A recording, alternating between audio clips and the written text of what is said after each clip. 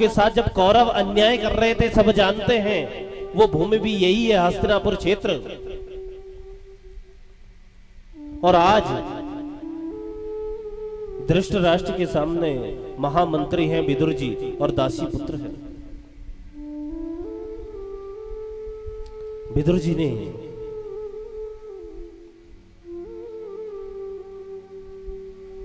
धृतराष्ट्र को कहा, हे प्रभु अभी भी समय है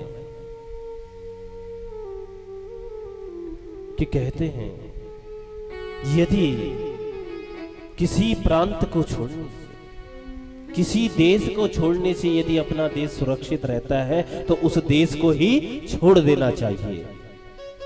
यदि किसी क्षेत्र को छोड़ने से अपना क्षेत्र सुरक्षित रहता है तो उस क्षेत्र को छोड़ देना चाहिए। यदि किसी गांव को छोड़कर अपना गांव सुरक्षित रहता है तो वो गांव छोड़ देना चाहिए।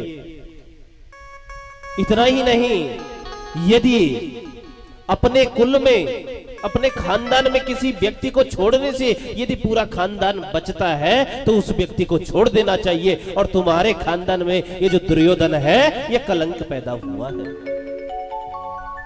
अभी भी समय है। बाहर की आंखें तो तुम्हारी है नहीं और अंदर की आंखें मामा शकुनी ने सब खत्म कर दी। अभी भी समय है, अभी भी जागो। इतने में ही दुर्योधन आया कि हे विदुर, तुम भूल रहे हो, तुम एक दासी पुत्र हो। ध्यान देना सभी लोग, तुम एक दासी पुत्र हो और तुम्हें मंत्री पद भी हमने दिया है, लेकिन आज हम ही तुम्हें मंत्री पद से निष्कासित करते हैं। जाओ यहां से निकल जाओ। अब तुम यहां बैठने लायक नहीं हो। हमारे ही टुकड़ों पर पलते और हमें ही कहते हो कि प्रभु मैंने तो जो सुंदर बात थी, जो सही बात थी महामंत्री होने के नाते आपको बताई। महामंत्री होने के नाते मैंने वही बात आपके सन्मुख रखी है। मैंने कोई गलत नहीं कहा, निष्कासित कर दिया। और आज मेरे द्वारिकाधीश द्वारिका से हस्तिनापुर आ रहे हैं संधि प्रस्ताव लेकर। विदुरानी ने कहा कि आज क्या बात, हस्तिनापुर की नगरी दुल्हन की तरह सज रही है। विदुर जी ने कहा कि आज मेरे द्वारिकाधीश संधि प्रस्ताव लेकर आ रहे हैं और मैं भी जाऊंगा। मैं भी देखूं पांडवों के भाग्य का क्या फैसला होता है, क्या फैसला होता है। सो ही बंसी वाला पहुंचा, वो द्वारिकाधीश पहुंचे। इतना ही नहीं, जैसे ही आए विदुर जी भी पहुंचे। और विदुर जी आज सबसे लास्ट में बैठे हैं। क्यों कि आगे मंच पर नहीं बैठ सकते हैं, निष्कासित कर दिया है। लेकिन वो द्वारिकाधीश न जाने इस भीड़ में किसको खोज रहा है, उसकी नजर तो उसी अपने भक्त विदुर पे है।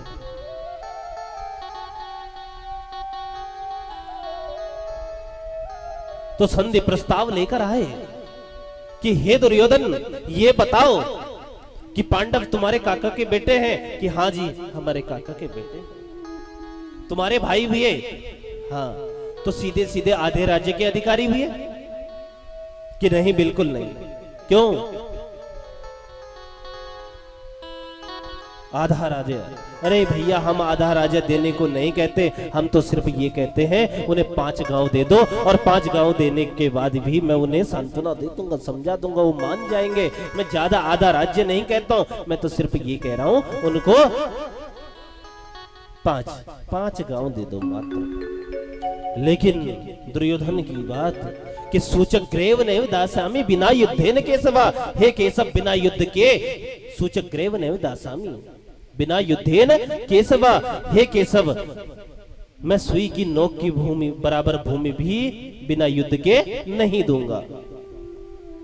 बिना युद्ध के मैं सुई की नोक के बराबर भूमि भी दान नहीं दे सकता हूं।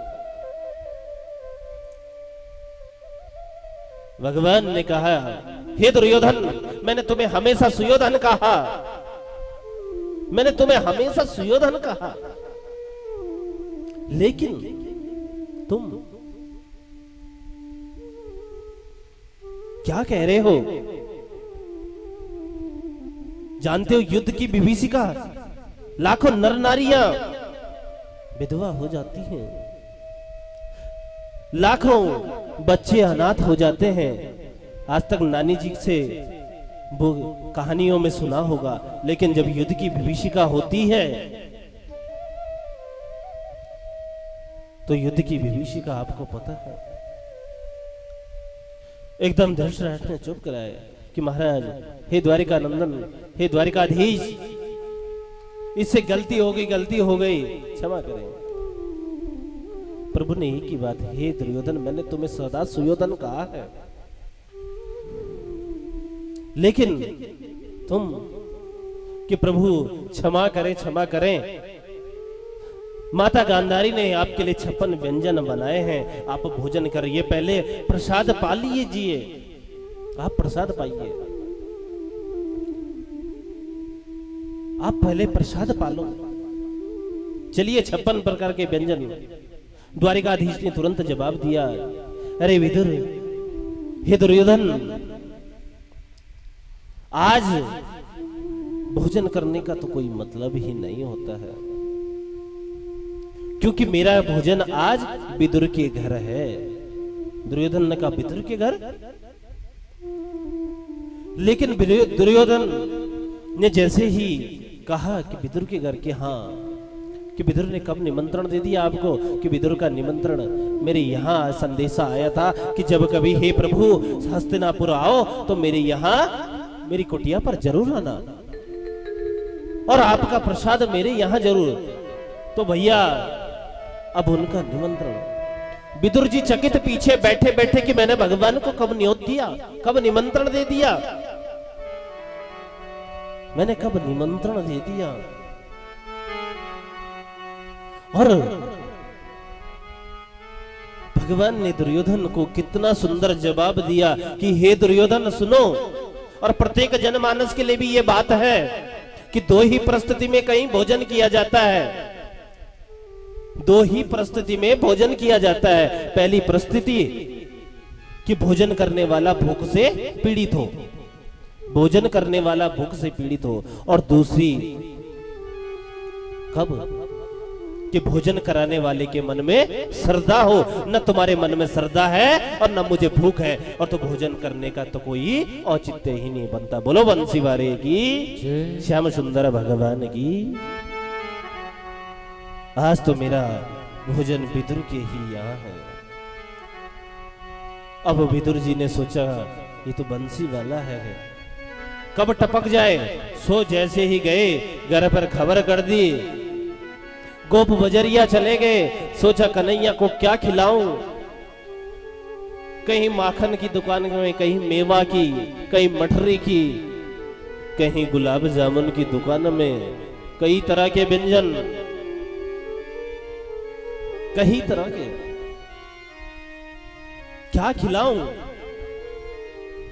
और मेरा बंसी वाला, इतने में विदुर कुटी पहुंच गए। और ये विदुर कुटी भी आपके बिजनौर में ही, यही नजदीक में ही है। विदुर कुटी पहुंचे, विदुरानी स्नान करने में तन्मय स्नान कर रही हैं, और इतने में लाला ने जैसी सांगल खटखटाई कि हे काका काकी कहां हो, और इतना जैसी आवाज सुनी कि ये तो मेरे कन्हैया की आवाज है। सुध बुध बिसर गई काकी, बस गीले कपड़ों में ही भाग पड़ी। एकदम दरवाजा जैसे ही खोला, कन्हैया ने देखा कि काकी तो सुध बुध सब बिसर गई। सो अपना अधो वस्त्र था, अपना दुपट्टा फेंका, काकी ने ओढ़ लिया, अब सोच रहे हैं कि कन्हैया को कहां बिठाऊं। पाटा लिया कि ये जगह भी सही नहीं है, ये जगह भी सही नहीं है। सारे घर में, सारे आंगन में घुमा दिया। कन्हैया ने कहा काकी तो ऐसे घुमाती रहेगी जैसे कि एक जगह में उल्टा पाटा काकी ने रखा। अब तो कन्हैया तुरंत बैठ गए। बोलो बंसी वाले की कि कब तक। और अब पेट पर हाथ रखकर कि काकी बड़ी भूख लगी है, कुछ खाए भी को दे दो ना, कि बड़ी भूख लगी है। तो काकी कहती है कि हे कन्हैया, तुरे काका अभी गए हैं बाजार, फिलहाल इन मैं कदली लेकर आऊं बाग से। इन वृक्षों को मैं स्वयं रोज जल देती हूं। सो कदली लेकर डलिया में आई और कन्हैया के पास में। और आज भक्त और भगवान का मिलन हो गया। ध्यान देना, भक्त और भगवान का ऐसा मिलन कि काकी और मेरा बंसी वाला द्वारिकाधीश, वो अनुराग कि कह नहीं सकता हूं, किन शब्दों में व्याख्यान करूं। जो कहूं कम ही कम है। जो भी सब ला रहा हूं आपको, आप वहीं पहुंचोगे उसी भाव में।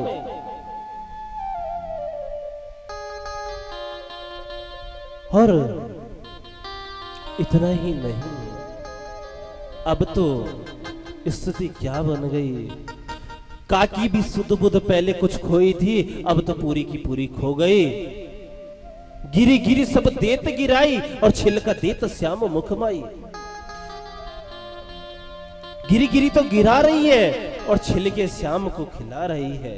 और श्याम भी बड़े भाव से पा रहे हैं और साथ में कह रहे काकी बड़ो मीठो है, कौन सी खाद डालो इसमें। कि हम तो कोई खाद नहीं, लेकिन रोज हम जल दें। जैसे सोचते हैं हमको जल की जरूरत है, जल ही जीवन है, तो रोज अपने हाथों से जल देती हूँ। गाय का गोबर डालती हूँ। गोबर, खाद मत डाला करो, इसलिए तो बीमारियां इतनी।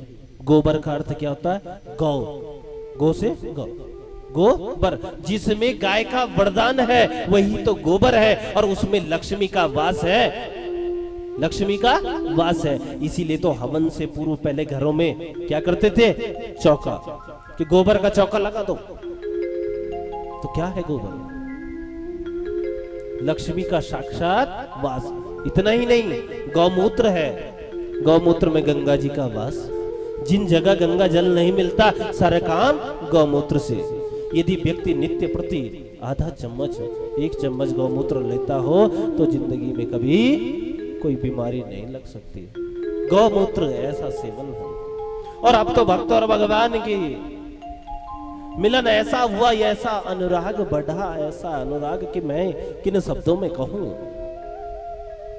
बिल्कुल भावना ऐसी मिल गई, जागी रही भावना जैसी, प्रभु मूर्ति देखी तिन तैसी। और आज भाव विभल हो रही है काकी कि मेरे घर प्रभु, और कितने बड़े प्रेम से पा रहे हैं। काकी को भी पता नहीं कि छिलका खिला रही है, गिरी गिरी सब देत गिराई। जब तकरीबन 25-30 केले के छिलके खिला दिए, इतने में विदुर जी आ गए। और विदुर जी आकर ही कहते हैं विदुरानी को कि हे विदुरानी, हे भगवान, सुनो मेरी बात, कि आज बंसी वाले ने मेरी सभा में इतना स्वागत, कितना स्वागत किया कि मैं अपने शब्दों में नहीं कह सकता हूं। और कह दिया कि आज तो मेरा भोजन विदुर के घर है। अब वो तो छलिया है, न जाने कब आ जाए। मैं तो गेट पर इंतजार करता हूं उसके स्वागत की। इतने में तुम सुंदर सुंदर व्यंजन बनाओ। तो विदुरानी जवाब देती है, जिसका तुम इंतजार कर रहे हो वो पहले ही अंदर आके बैठ गया। बोलिए श्याम सुंदर भगवान की जय। वो तो पहले ही कि कहां, कि सामने देखो ना। और जैसे ही देखते हैं विदुर जी, तो एकदम द्वारिकाधीश और छिलकों पर, गिरी पर नजर, कि मैं पेड़ से कदली लेकर आई, केला लेकर आए और भगवान को खिलाया। एकदम अश्रुधारा बह चली विदुर के कि हे भगवान, इस गरीब कुटिया में वो द्वारिकाधीश पधारा, जिसके चरण की पादुका भी सोने की है। और तुमने क्या किया? गिरी गिरी सब देत गिराई और छिलका खिला रही हो। क्या दुर्भाग्य तुम्हारा? क्या मति खराब हो गई क्या? ये तो वही बात हो गई ना कि मैया कहती है कि वृंदावन से मैं अपने ठाकुर जी को लाई हूं और घर में सबसे पहले काम, यदि कोई काम होगा तो मेरे ठाकुर जी का ही काम होगा। लेकिन बहू नहीं मानती है और आज डॉक्टर भी आते हैं तो आला जैसे लगाते हैं हृदय में, डॉक्टर भी परेशान। क्या बीमारी बताऊं मैं? काके की भी वही सुध बुध बिसर गई। बिल्कुल हे प्रभु, बार बार क्षमा याचना विदुर जी करते हैं कि हे द्वारिकाधीश, तुम मेरी कुटिया में पधारे और मेरे से इतनी बड़ी गलती क्षमा करना, क्षमा करना। अब जैसा भी हो, छिलके आपने खाने थे खा लिए, लेकिन अब थोड़ा सा ये मिष्टान लो। गोप बजरिया से मैं आपके लिए मेवा मिष्टान, तो हाथ लगाते हैं पेट पर